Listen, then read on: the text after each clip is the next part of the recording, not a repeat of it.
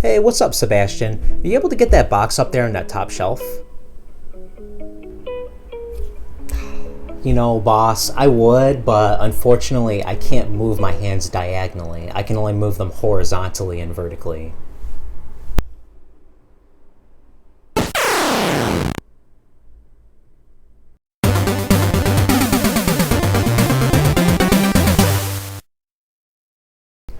Hey, what's going on, guys? This is Poger coming at you with another video.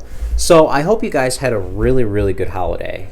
So when I was a kid, we had a shoebox full of NES games, and among the games were Contra and Super C. And those were some of my favorite NES games when I was a kid. And it just so happens that we also had Contra 3 on Super Nintendo and Contra Hardcore on Sega Genesis. So I was a big Contra fan. But let's talk about Contra Hardcore for a second, because there was actually a point in time when Konami, and other companies for that matter, were not allowed to make games on other consoles if they had games on the NES. So a lot of companies were making games on the NES and not really releasing them anywhere else. I'm going to go through the history of that and explain Konami's journey from making games on the NES to finally branching off and making games on the Sega Genesis. Let's get started.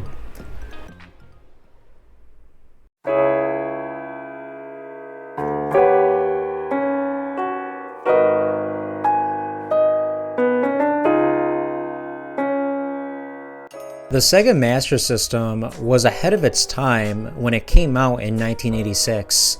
From a hardware standpoint, it was superior to the NES in nearly every way. It had a bigger color palette, more detailed sprites, and overall it looked better graphically.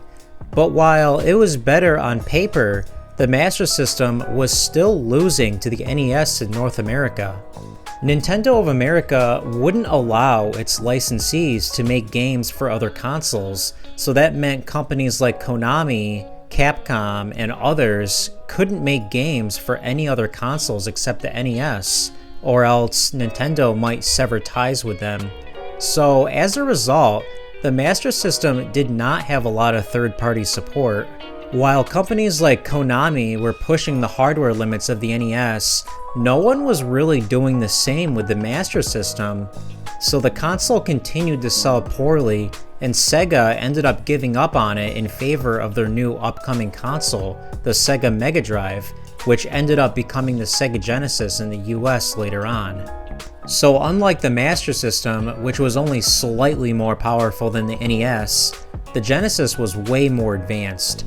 The Genesis had a way better soundtrack, much bigger sprites, and actually had more than one background layer, allowing for parallax scrolling.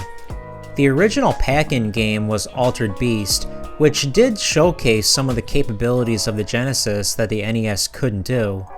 To get around the lack of third-party support, Sega would make games with recognizable celebrities and athletes, such as Michael Jackson and Arnold Palmer. Sega even had a game that featured Buster Douglas, who defeated Mike Tyson that same year. Since Nintendo previously had a licensing agreement with Mike Tyson, I can see why Sega did this. To get around the lack of game selection, Sega reached an agreement with Capcom. Since Capcom was a licensee of Nintendo, they couldn't release their own games on the Genesis at the time, but they allowed Sega to port their arcade games themselves. Thanks to that agreement with Capcom, Sega ended up porting Strider and Ghouls and Ghosts over to the Sega Genesis. The Genesis version of Ghouls and Ghosts specifically is regarded as one of the best ports of the game. But despite the efforts that Sega tried to do to make the Genesis more appealing, it still struggled to compete with Nintendo. Hayao Nakayama, the CEO of Sega, requested Sega of America to sell 1 million units within the first year, but unfortunately only 500,000 were sold. Nakayama was not satisfied with the CEO of Sega of America, Michael Katz, and wanted to replace him. In 1990, Nakayama did just that and hired Tom Kalinske as the new CEO. Tom had a different way of making the Genesis successful. For one, he advocated for the MSRP of the Genesis to drop. He also wanted to expand on the aggressive commercials and advertisements, and he did just that. The Sega Genesis has blast processing. Super Nintendo doesn't. So what's blast processing do?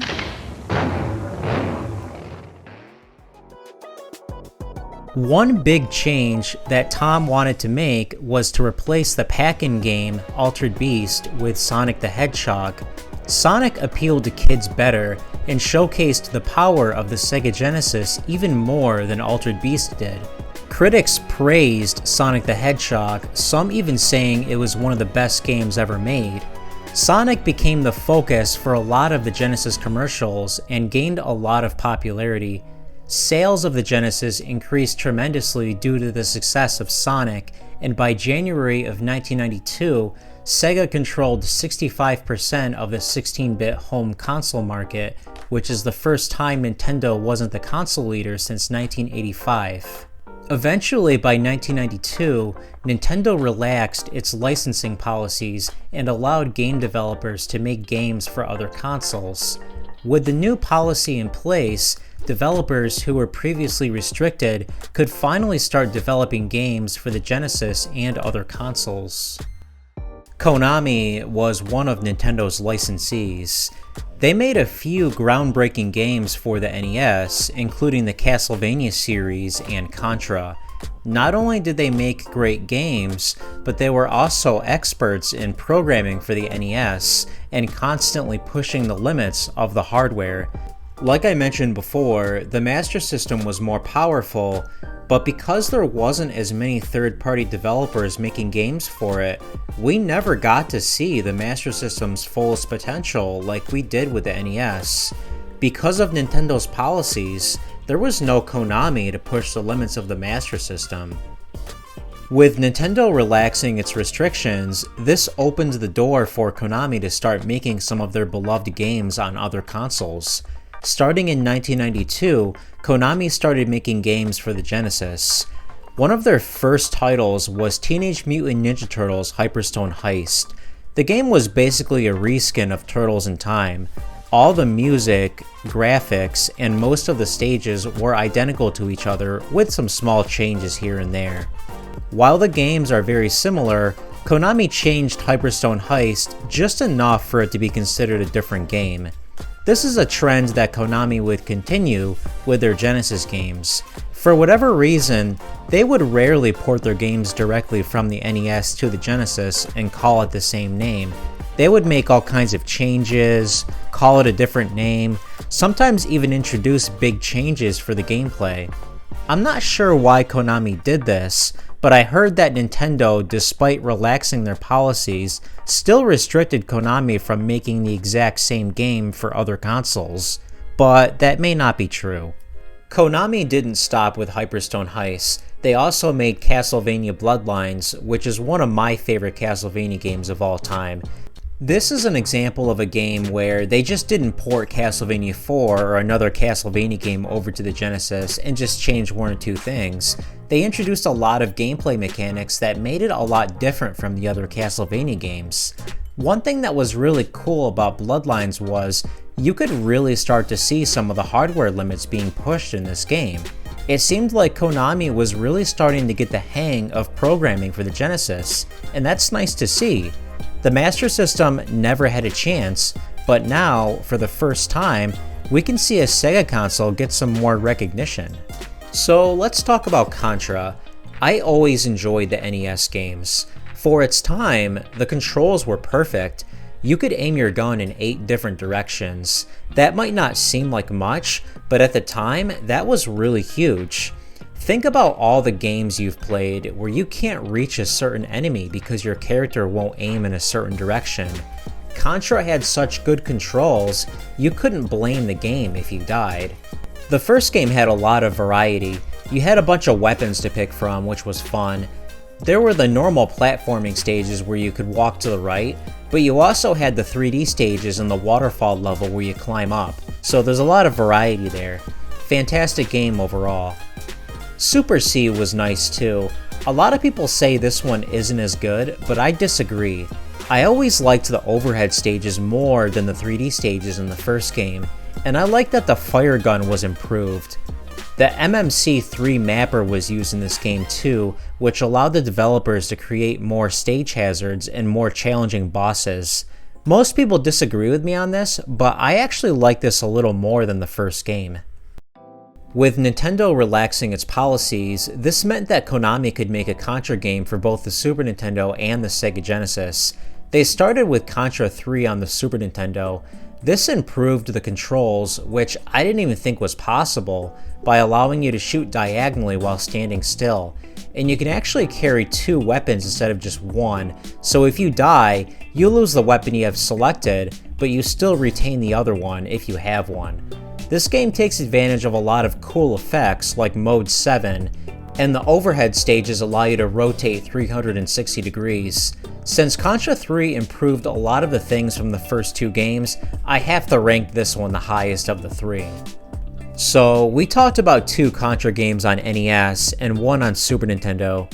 2 years after the release of Contra 3, Konami released Contra Hardcore on the Sega Genesis.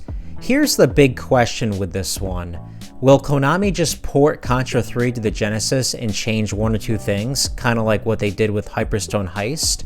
Or will Konami take this in a completely different direction?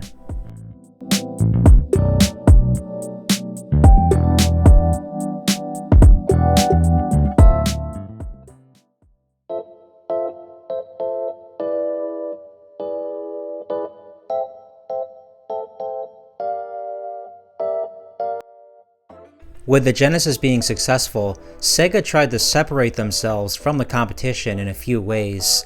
The commercials made the Genesis out to be the cooler console to own.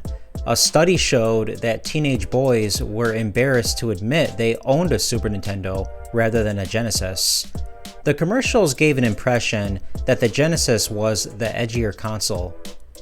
With all this in mind, this might be why Konami decided to change things up with their Genesis Contra game, Contra Hardcore. The game starts off a lot differently from the other Contra games. For one, you have to pick a character, and then once you do, you're immediately forced into this storyline. In fact, there's a lot of dialogue in this game in general. With the other Contra games, you just hit start and play right away. There's no character select screen or dialogue, but here, there's a lot more going on. So, with all these weird changes, you would get the impression that this game is bad, right?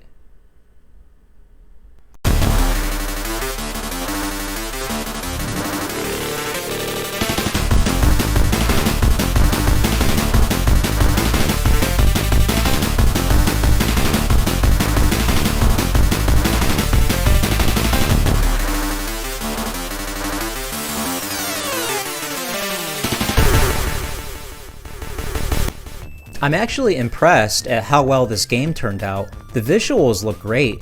Even though this is a Genesis game, the controls do feel just like they do in the other games.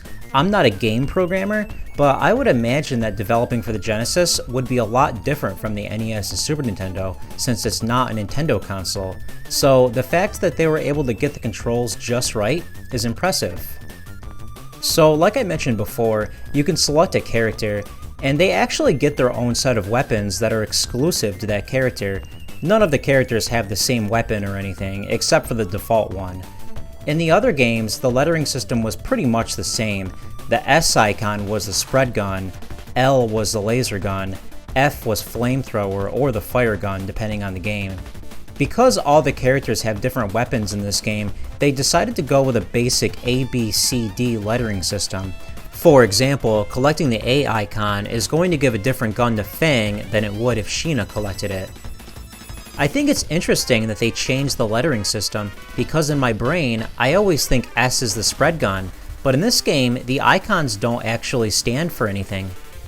So because each character has their own weapons, it gives this game a lot of replayability. If you beat this game with one character, you can try again with a different one and have a different experience. Or, if you can't beat a certain stage, you can give another character a try, maybe you'll have better luck with them.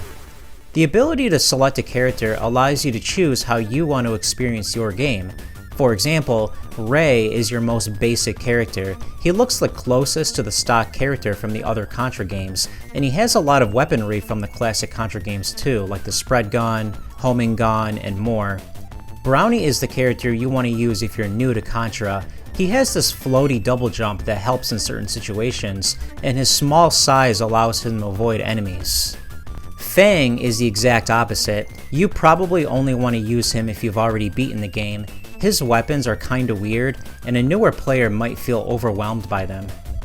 So, since this game is very plot driven, there's a few instances where you can decide what path you want to go. For example, at the age of Stage 1, you can either go after Deadly Joe or rescue the research center. Whichever one you pick will lead to a completely different stage. You have to make a similar decision in this game when you get captured by the main antagonist, Colonel Bamahat. Either fight till the end or surrender and fight later. Now, as a kid, I always thought selecting the surrender option would mean game over. I mean, right? Why wouldn't it? But actually, it's just another path you can choose and the game still goes on. I'll cover this more later. So since there's 4 different paths in this game, that actually means there's 4 different endings, plus a secret ending. So with 4 different characters and multiple endings, this greatly increases the replayability and this differentiates it from the other Contra games. So this game controls just like the classic Contra games. You can shoot in all directions just like before. Konami actually added the ability to slide in this game, which is actually an extremely busted move. You wouldn't expect it to be, but sliding actually gives you immunity against projectiles and enemies. It's actually crazy how good it is. So even though the Genesis is underpowered compared to the Super Nintendo, you would not notice that after looking at this game. The graphics are just very colorful, all the character designs here are really good, and some really stunning effects were pulled off here. For example, the very first mini-boss rotates back and forth, which is really impressive for the Sega Genesis. Some of the bosses have very fluid movement, almost like the Genesis has the ability to scale and rotate sprites. It doesn't, by the way. Some of the bosses, I just don't know how they pulled it off. Think about this, look here, you're on a train, you see a giant robot in the foreground chasing the train, and then next thing you know, it's using all of its force to stop the train, and then it starts pushing the train, causing it to rotate. You think that's all, right? No, then it climbs on the train. I mean, look at that fluid movement right there. You can tell Konami had a lot of time on their hands. And then when you finally defeat it, the robot falls off the train and then gets destroyed by that same train. This whole boss always blew my mind. So if you choose to go after Deadly Joe, you fight this robot boss on the highway. This scene always really impressed me. The way he just moves to and from the background is just really cool, and it looks like legitimate scaling. And if that's not enough, look at the background here. Did Konami actually pull this off? Is this mode 7? Probably not. This type of effect is similar to racing games like Rad Racer on NES or Super Hang-On on Genesis, but still, this does look really great. I mean, remember, this is not a racing game, it's just one of the many cool effects that Konami decided to throw in to impress the player. So, if you choose to save the research center, you jump on top of an aircraft and fight off a man on a grappling hook, and then a robot eagle. I mean, look at all the action that's going on the screen at once. You see the plane turning back and forth, and then you see the rotation of the eagle. Like, look at this is amazing. So anyway, if you choose to rescue the research center at the beginning, and then you choose fight the end, you're transported to an auto-scroller where you fight another impressive looking giant robot. This dude just straight up mocks you by doing handstands and cartwheels. Come on man, I know I suck at this game, but it's still really cool Konami did this nonetheless. So with all the positive things I have to say, there are a couple negatives. So while your character controls perfectly, navigating the menu screens, however, is not so great. In order to change your weapon, you press C until the cursor reaches the weapon you want to use. This can get confusing because you might accidentally die trying to change your weapon during a boss, but thankfully, you can also navigate through the weapons while the game is paused, so that problem is solved, but I do wish there was a better way to change your weapon. Just like in Contra 3, You can aim diagonally while standing still, but Konami didn't execute it as well in this game. In Contra 3, you just hold in the L button and your character sits still while you can aim your gun anywhere, but here, you have to switch from shot 1 to 2, which can be confusing. Sometimes when I mean to change the shot, I accidentally change my weapon instead. I have a minor nitpick about the sound. Each of the characters have their own digitized voices, which is cool, but they all sound really awful. I mean, listen to this.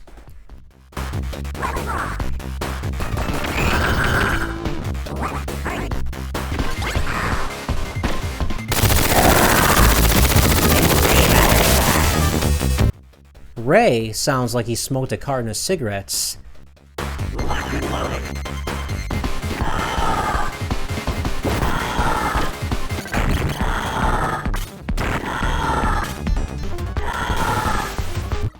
I mean, what happened here? Can you imagine that in real life? Hey Sebastian, we appreciate the work that you've done, but I regret to inform you, unfortunately, we're gonna have to let you go.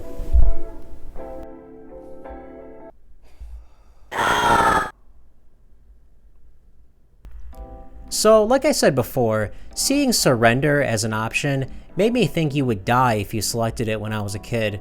Now obviously, I didn't read the whole text, so I should have realized that you do fight later, so that's not really what happens, but later in the game, when you defeat Bahamut's crew, he asks you to join his team and you're offered a choice to either refuse or accept. The first time I made it here as a kid, I actually did hit accept. So does this bring you to another path in the game? Nope. It actually does give you game over. You've got to be kidding me. I was not happy about this because I grinded hard to get to that part in the first place, only for the developers to troll me with this garbage ending. I wish Konami added a warning, or how about this, just don't have the option at all. So most of the complaints I mentioned are just very nitpicky and basically reaching for something bad to say, and there's a reason for that. Konami went really well above and beyond with this game. They succeeded in capturing the feel of the classic Contra games. This game makes the Genesis look more powerful than it really is, and it goes toe-to-toe with the Super Nintendo. I commend Konami for trying something different too. This could have easily turned out bad, but it didn't. Outside of some minor control issues when navigating through the menus, this game is near perfect. I do consider this my favorite Contra game, and I come back to this constantly.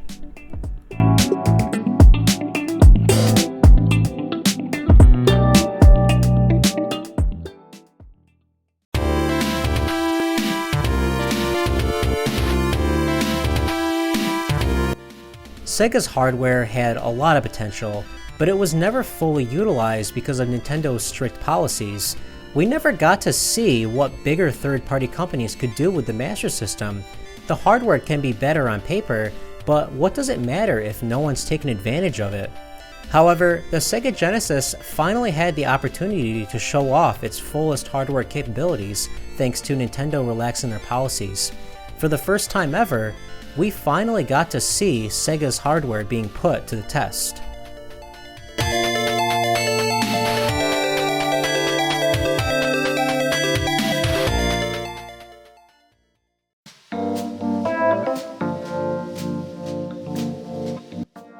So thanks so much for watching this video, guys. If you enjoyed this video, leave a like rating. That alone helps the video get noticed by more people. If you haven't already, subscribe to my channel so you're automatically updated when my next video is out. More content is coming. I recently hit 1,000 subscribers. Thanks so much to all my friends and fans for making this possible. Let's aim for 10K.